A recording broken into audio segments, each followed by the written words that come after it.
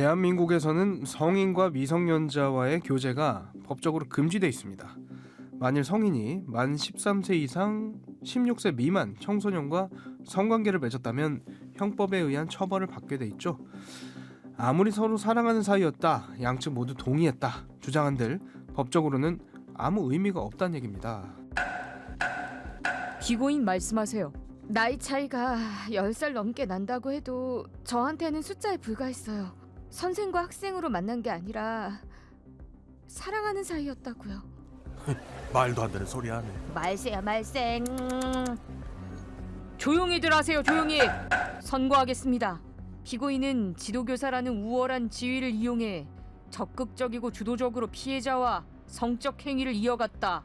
배우자가 있는 만 31세 교사인 피고인과 신체적, 정신적으로 아직 미숙하다고밖에 볼 수 없는 17살 남고생인 피해자 사이에 성적 행위가 가능한 연인관계가 성립할 수 있다 보기 힘들다. 학생을 사랑했다던 이 여교사에게 결국 징역 1년 6개월에 집행유예 3년이 선고됐습니다. 씁쓸한 건 이 같은 사건이 제법 자주 발생하고 있다는 현실이죠. 잔말 말고 이리들 오세요. 여기가 어디라고 그렇게 떠드는 겁니까? 아니 딱히 우리가 잘한 건 아니지만 아니 근데 우리가 막무가내로 그런 것도 아니고 쟤들이 좋다고 그랬다니까요? 예, 그렇다니까요. 우리가 폭력을 썼다거나 협박을 했다거나 절대 그런 거 없어요. 지들이 좋다고. 그것도 다 범죄인 거 몰라요? 아니 애들이 그러면 잘 타일러야지. 초등학생들이랑 조건 만남을 한다는 게 그게 정상입니까? 예? 검찰청 자료에 따르면 미성년자 의제강간 범죄는 2019년 69건에서 2023년 637건으로 5년 만에 무려 823%나 증가했습니다. 물론 범죄가 이렇게까지 급증한 배경엔 연령 기준을 올린 법 개정도 한몫했습니다만 그게 다는 아니었죠. 최근 미성년자 의제강간죄의 적용 연령을 현행 16세 미만에서 19세 미만으로 상향해달라는 국민청원 동의가 5만 명을 넘어 국회로 그 공이 넘어가게 됐는데요. 그 배경엔 배우 김수현과 고인이 된 김세론의 미성년자 시절 교제 의혹이 자리 잡고 있습니다. 과연 배우 김수현 씨는 해당 의혹으로 법적 처벌을 받을 수 있을까요? 오늘 사건 엑스파일에서 이 문제 자세히 짚어보겠습니다.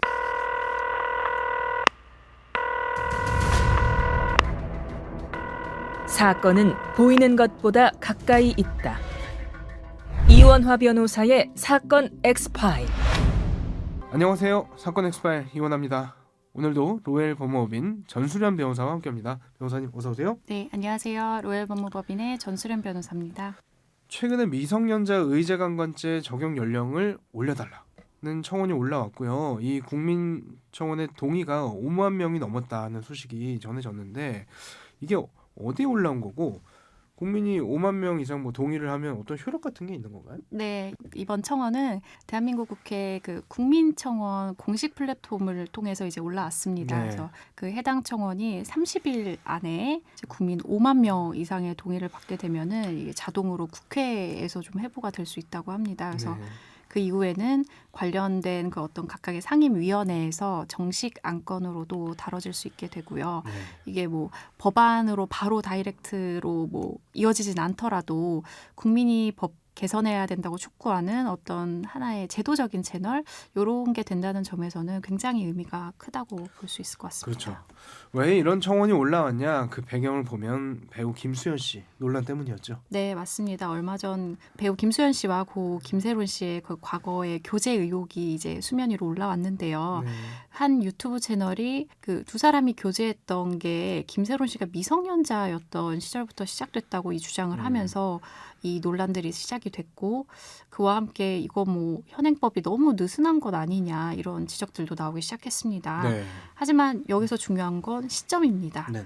김수현 씨가 그 김소론 씨와 실제로 교제를 했다고 하더라도 2020년에 미성년자 의제강간죄가 형법에 신설되기 이전 법률이 적용이 된다면 그때는 만 16세가 아닌 만 13세 미만의 자와 합의하에 관계를 맺거나 아니면 성적 스킨십이 있을 때만 처벌이 가능한데요. 네.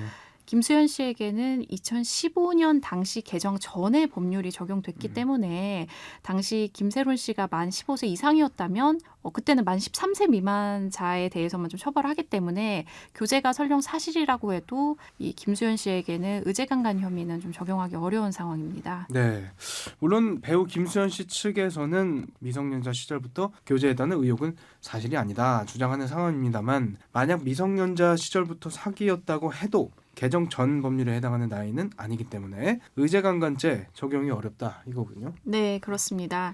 이 의제강간죄라는 제목이 뭐 생소하실 수도 있는데 이 제목은 형법상으로 상대방의 동의 여부와 상관없이 즉 상대방이 좋다고 하고 싶다고 해서 해도 무조건 처벌하는 그런 특수한 규정입니다. 이게 네네네. 미성년자를 보호하기 위해서 만든 죄인데 그 2020년에 법이 개정되기 전까지는 만 13세 미만 아동만 보호 대상이었는데요. 형법은 소급 적용이 금지되기 때문에 그 시기에 법률이 적용될 수밖에 없습니다. 네네.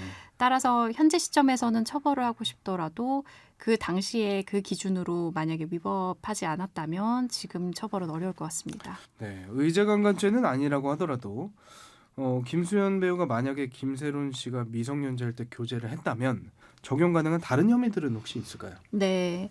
일단 고 김세론 씨가 당시에 만약에 만 15세 전후 분명히 미성년자였다는 점은 이 법적으로 중요한 사실이기 때문에 청소년성보호법에 있는 위계에 의한 간음죄나 아동복지법 위반 이런 것들이 고려될 수 있을 것 같습니다.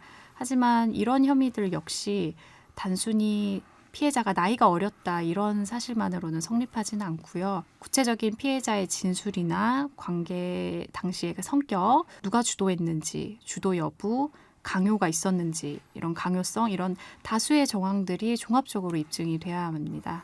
네, 맞습니다. 사실 실무적으로는 위계간음은 구속 요건에 해당한다는 점이 좀 엄격하게 판단이 되기 때문에 네. 적용이 잘 되지 않고 아동복지법은 적용을 많이 하는 추세예요. 네. 실제로 과거에 처벌 규정이 없었을 때 스쿨폴리스가 이제 해당 학교 학생이랑 성관계를 했었던 그런 사건이 있었는데 네. 그 사건에 이제 의제강간 규정을 벗어나는 나이였음에도 불구하고 검찰 측에서 아동복지법 위반으로 기소를 해서 네. 강력하게 처벌했었던 사례가 있었거든요. 네네. 네, 나이도 나이입니다만 피해자가 사망했고 입증할 증거도 부족해 보인다. 이런 지적도 있습니다. 이 부분은 어떻게 보세요? 네, 아시다시피 실제 이 성범죄 재판을 하다 보면은 피해자의 진술이 매우 중요합니다.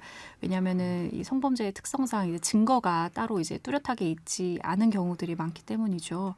하지만 지금은 당사자인 그 김세론 씨가 고인이 되셨기 때문에 안타깝지만 진술 확보가 어렵고 물리적인 증거도 거의 없다고 봐야 되기 때문에 현실적으로 이게 검찰에서 기소하기는 좀 불가능해 보이지 않을까 싶습니다.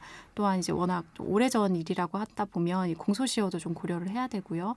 그래서 이 때문에 법조계 전반에서는 실제 이 배우 김수현 씨를 처벌할 수 있는 이 형사처벌 가능성은 좀 낮다는 전망이 우세한 것 같습니다. 증거가 별로 없다. 이런 부분 때문인 것 같아요. 결국에는 이제 증거가 관건이 될 것 같은데 네. 배우 김수현 씨 측에서는 오히려 본인들이 다 반박했음에도 가세현 측에서 미성년자 시절부터 교제했다라는 허위 사실을 줄기차게 주장하고 있다. 추가 고소하겠다 밝혔는데 이 부분은 법적으로 처벌 가능성 어떻게 보세요? 네, 김수현 씨 측에서 지금 그 가세연이라는 그 유튜브 주장이 허위 사실이라는 점을 좀 강하게 반박을 하면서 좀 구체적으로는 명예훼손과 정보통신망법상의 허위 사실 유포 혐의로 고소하겠다 이렇게 좀 밝혔죠. 그래서 법적으로 보면은 고인이 된 이 인물과의 관계를 미성년자 성추행으로 해서 김수현 씨의 이제 명예를 좀 깎아내리는 것은 허위 사실 적시에 의한 명예훼손으로 볼 그런 여지는 있습니다. 특히 이제 일반인도 아니고 연예인의 경우에는 사회적인 이 평판, 가치 이런 것들이 자신의 생계와 좀 직결이 되는 문제잖아요. 그래서 일반인보다 훨씬 더 그 피해 정도가 크다고 인정되기도 합니다. 다만 이런 불가결적으로 항상 나오는 이야기이긴 하지만 이 표현의 자유와 언론의 자유, 이 범위 안에 있었던 그런 논쟁인지의 여부도 한번 쟁점이 될 수 있을 것 같습니다. 그렇죠. 김수현 씨는 어쨌든 공인이기 때문에 네. 그런 부분들에 대한 고려가 어느 정도는 있을 걸로 보입니다. 아무튼 상황이 이렇기 때문에 처음에 이야기했던 미성년자 의제강간죄 적용 연령을 높이자는 청원에 여론이 아주 뜨겁게 반응하고 있는 것 같은데 만약에 이 청원대로 적용 연령이 높아지고 해당 의혹이 사실로 밝혀진다고 가정해 보면 어떤 처벌이 가능해지는 겁니까? 만약에 법 개정이 이루어져서 의제강간 연령이 19세 미만으로 올라간다면 형법 제 297조 및 제 305조에 의거해서 3년 이상의 유기징역형의 처벌이 가능해집니다. 네. 이뿐만 아니라 다른 일반 성범죄와 같이 신상 공개 고지 명령, 신상 정보 등록, 전자발찌 부착, 성교육 수강 명령, 취업 제한 이런 보완 처분들도 같이 내려집니다. 전자발찌 무조건 차나요? 원래는 뭐 성범죄를 저질렀다고 무조건 전자발찌를 착용하는 것은 아니죠. 근데 예외적으로 이 보호할 필요성이 극히 높은 미성년자나 장애인을 대상으로 성폭력 범죄를 저질렀다면 이 전자발찌의 착용 대상이 됩니다. 네. 특히 청소년과 접촉 가능성이 높은 직업군일 경우에는 형량도 좀 무겁게 선고되는 경향이 있잖아요. 방송인 같은 경우도 해당 직업군에 속하지는 않을까 이런 생각은 드는데요. 네, 아무래도 특별한 직업군에 종사하는 경우에는 청소년을 보호해야 할 필요성이 뭐 일반 다른 직업군보다는 더욱 크다고 보기 때문에 상대적으로 그런 부분을 좀 고려해서 무겁게 처벌을 하는 경향이 있습니다. 그래서 특히 교사, 청소년들하고 많이 만난 학원 강사, 영향력이 큰 연예인 이런 직업들은 청소년들에게 영향력이 좀 크다고 보기 때문에 사회적인 파급력과 재범 위험을 고려해서 보다 엄격한 기준이 적용될 것으로 생각됩니다. 네, 뭐 사실 이제 교사, 강사, 뭐 의료인 이런 이제 아이들이랑 직접 접촉할 일이 있는 분들은 취업 제한 명령까지도 받기도 하죠. 네. 자, 그런데 이런 이야기 하시는 분들이 있어요. 아무리 미성년자라도 자신의 의사를 스스로 결정할 수 있다. 정말 사랑하는 사이였을 수도 있다. 하지만 그럼에도 불구하고 법적으로 무조건 처벌하는 데는 다 그만한 이유가 있는 거죠. 네. 이 부분은 아마 그 형법의 가치 중 하나인 취약한 대상의 보호, 이런 좀 약자에 대한 보호 이런 측면에서 출발을 할 것 같습니다. 법적으로는 미성년자, 특히 일정 연령 미만의 청소년은 뭐 본인들은 굉장히 뭐 생각이 깊고 어른처럼 생각한다고 볼 수 있겠지만 통상적으로는 아직 스스로 판단하고 동의할 수 있는 그런 법적인 능력은 미흡하다고 보기 때문에 설령 그 청소년들의 뭐 미성년자의 동의가 있었다 하더라도 동의로 보지 않겠다 이렇게 단정을 해버립니다. 최근 헌법재판소에서도 의제강간죄에 대해서 만장일치로 합헌 결정을 내렸습니다. 성적 자기결정권을 온전히 행사하기 어려운 미성년자를 보호해서 건전하고 자율적인 사회 구성원으로 성장할 수 있는 어떤 입법적인 결단이라고 볼 수 있겠습니다. 네, 하지만 동의가 있었냐 없었냐가 아예 중요하지 않냐 이건 또 아니잖아요. 네. 동의 여부 자체가 양형에 유리하게 적용될 수 있긴 한 거죠. 네, 그렇습니다. 이 동의가 있느냐 없느냐는 형사처벌 성립뿐만 아니라 이제 형량을 정할 때도 뭐 고려가 되는 분명 그런 요소이기는 합니다. 그렇죠. 사실 이제 강제를 했다 그러면 아동 청소년 성보호에 관한 법률상 강간에 해당하는 거고 네. 형량이 의제강간처럼 3년이 아니고요. 네. 무기 또는 5년이에요. 네. 거의 이제 살인죄에 준해서 처벌을 하는 거기 때문에 형량이 굉장히 차이가 많이 날 수밖에 없는 거죠. 네, 맞습니다. 네.